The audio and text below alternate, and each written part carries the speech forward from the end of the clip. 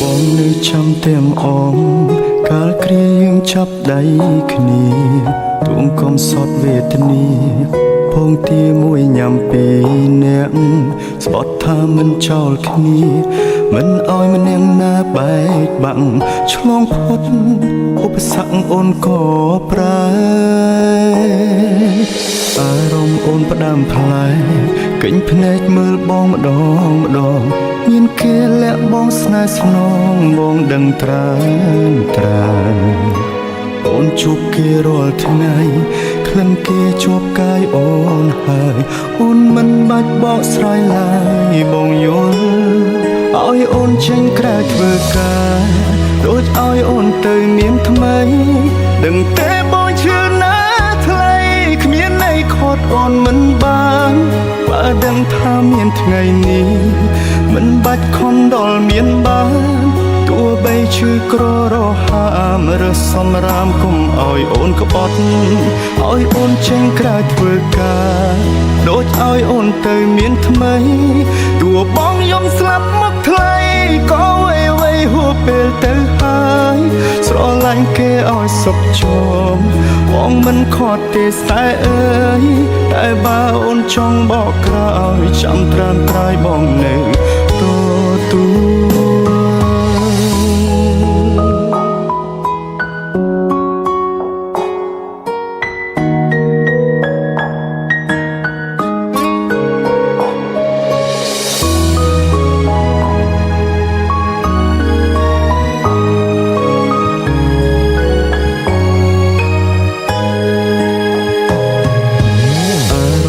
ផ្ដាំផ្លែកិញភ្នែកមើលបងម្ដងមានគេលាក់បងស្នេហ៍ស្នងបងដឹងត្រាអូនជួបគេរាល់ថ្ងៃក្លិនគេជាប់កាយអូនហើយអូនមិនបាច់បកស្រាយឡើយបងយោឲ្យអូនចេញក្រៅធ្វើការដូចឲ្យអូនទៅមានថ្មីដឹងទេបងឈឺណាថ្លៃគ្មានន័យខត់អូនមិនបានបើដឹងថាមានថ្ងៃនេះមិនបាច់ខំដល់មានបាន